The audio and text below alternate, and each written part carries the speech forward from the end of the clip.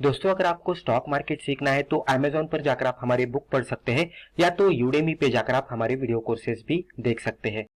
Hello friends, welcome to our channel learn stock charts to earn. दोस्तों, आज के video में हम एक बहुत ही सिंपल सी इंट्राडे ट्रेडिंग स्ट्रैटेजी देखेंगे जिसमें हम कोई भी इंडिकेटर का इस्तेमाल नहीं करने वाले। तो ये नो इंडिकेटर ट्रेडिंग स्ट्रैटेजी है। तो यहाँ पे अगर आप बिगिनर लेवल के ट्रेडर से और अगर आप कोई सिंपल सी ट्रेडिंग स्ट्रैटेजी के सर्च में है तो आप ये वीडियो पूरा देख लीजिएगा, इससे आपको ज़रूर फायदा होगा। अगर हम इंडिकेटर्स का इस्तेमाल नहीं कर रहे हैं तो हमें किस तरह से ट्रेड करना है वो अभी सीखते हैं हम। तो यहाँ पे आप टाइटल पे देख सकते हैं no indicator means price action, यानी कि अगर हम चार्ट पे कोई भी इंडिकेटर ड्रॉ नहीं कर रहे हैं तो ट्रेडिंग करने के लिए हमें किसका तो सहारा लेना पड़ेगा। तो चार्ट पे क्या होता है, प्राइसेस रहते हैं। तो जो प्राइसेस का जो एक्शन बन रहा है चार्ट पे, तो उसको देखकर हम ट्रेड करेंगे। अगर आप प्राइसेस को सही तरीके से देखने लगेंगे तो आपको इंडिकेटर की भी जरूरी नहीं होगी, उसकी ज़रूरत नहीं पड़ेगी। तो ये एक्सपीरियंस के साथ आगे जाकर वो भी आता है।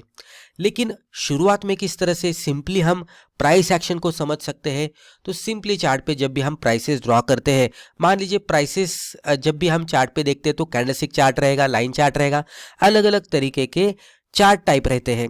हम यहाँ पे कैंडलस्टिक के हिसाब से देखेंगे।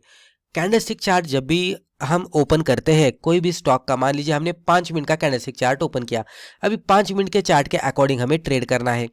तो हमें यहाँ पे क्या करना है, इंडिकेटर तो कोई भी नहीं है, तो इंडिकेटर के अकॉर्डिंग तो हमें कोई सिग्नल नहीं मिलेगा बाय करना है या सेल करना है। तो हमें प्योरली प्राइसेस को देखकर हमें यहाँ पे ट्रेड करना है। तो जब भी प्राइसेस को देखकर ट्रेड करना होता है तो पहले हमें प्राइसेस का बिहेवियर समझना होता है। जब भी हम प्राइसेस का बिहेवियर सही तरीके से समझने लगते हैं तो हमें ऑटोमेटिकली ये भी समझ में आता है कि प्राइसेस कहाँ पे रुकेंगे, कहाँ पे जाएंगे। ये एक्सपीरियंस के साथ समझने में आता है। ऐसा नहीं कि 100% एक्यूरेसी के साथ ही हम ट्रेड करेंगे, स्टॉप लॉस तो हिट होने ही वाला है। लेकिन अगर हमारी एक्यूरेसी मोर देन 50% की भी रहेगी एज ए बिगिनर और इवन 1:2 का भी रिस्क रिवॉर्ड मिल रहा होगा तो भी इसको बेहतर माना जाता है।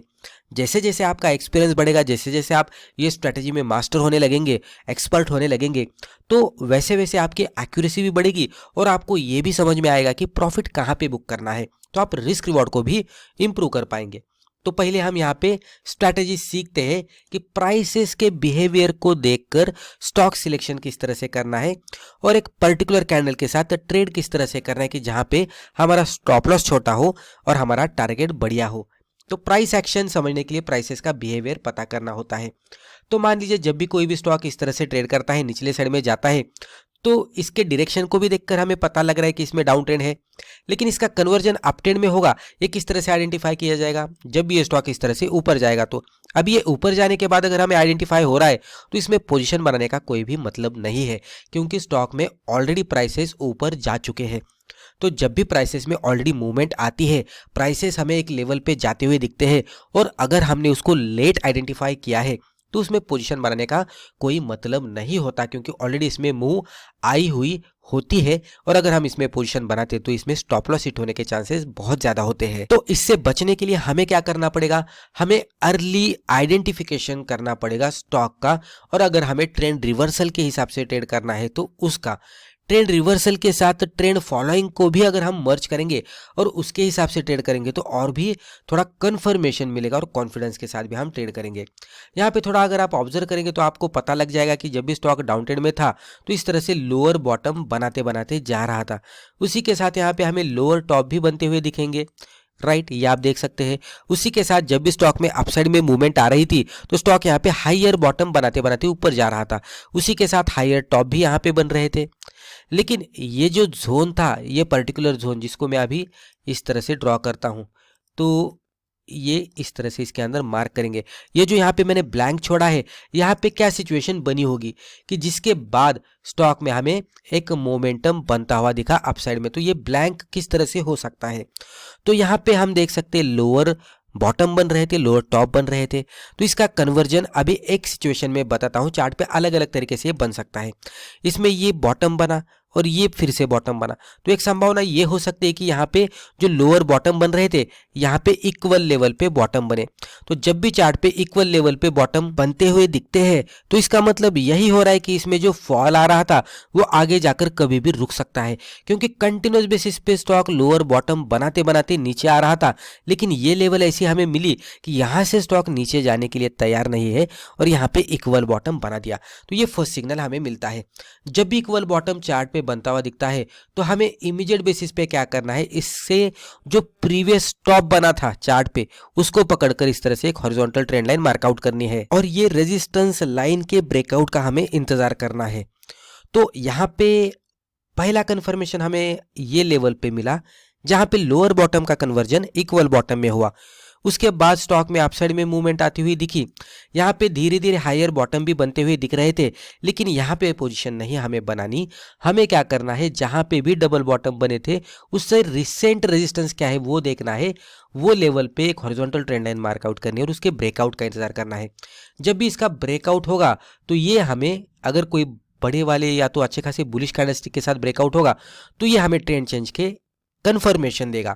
तो उसके हाई के ऊपर जाने के बाद हमारी पोजीशन बनती है, लेकिन कभी कभी अगर ये कैंडल बड़ी रहेगी तो स्टॉप लॉस थोड़ा दूर होता है।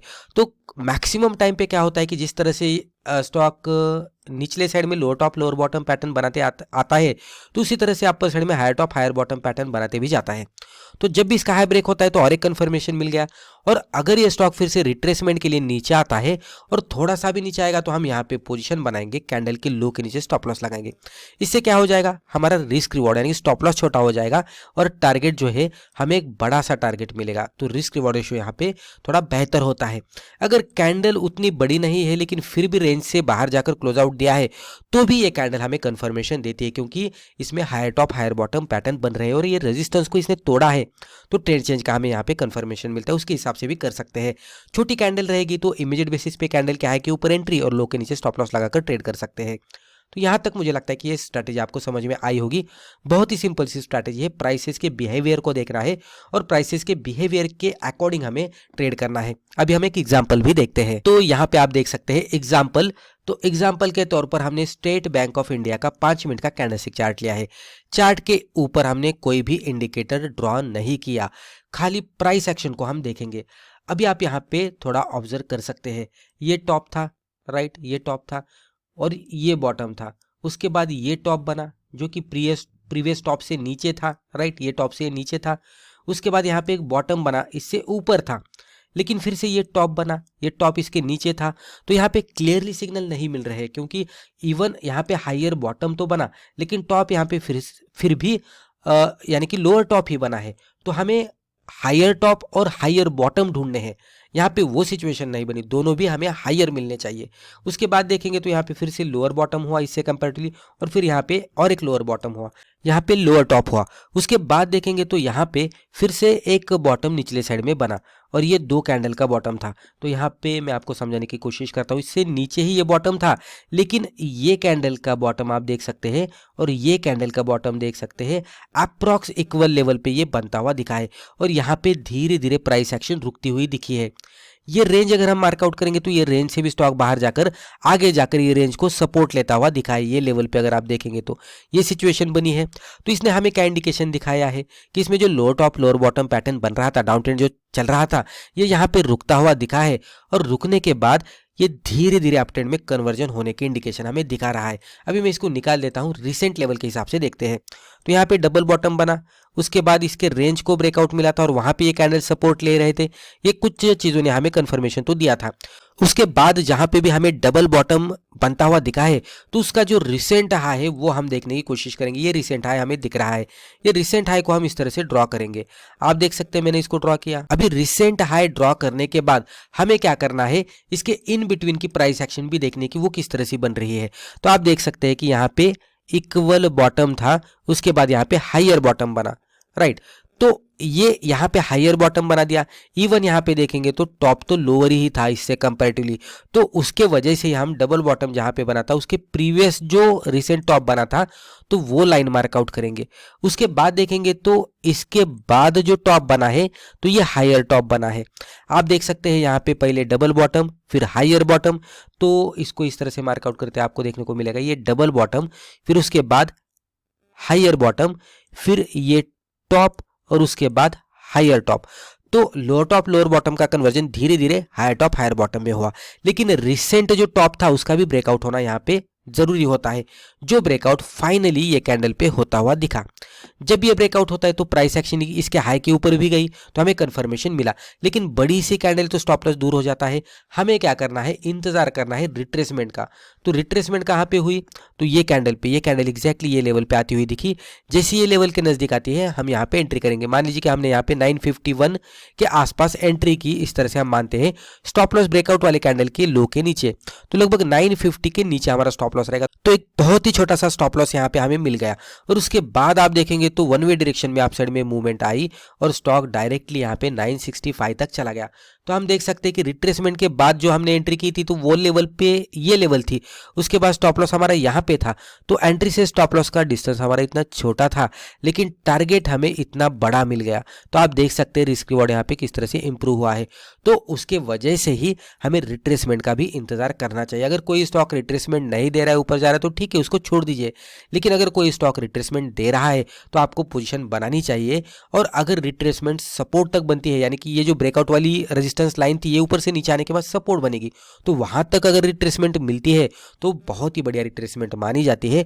और वो लेवल पे अगर हम पोजीशन बनाएंगे तो एक अच्छे खासे रिस्क रिवॉर्ड के साथ हम बढ़िया सा ट्रेड ले सकते हैं।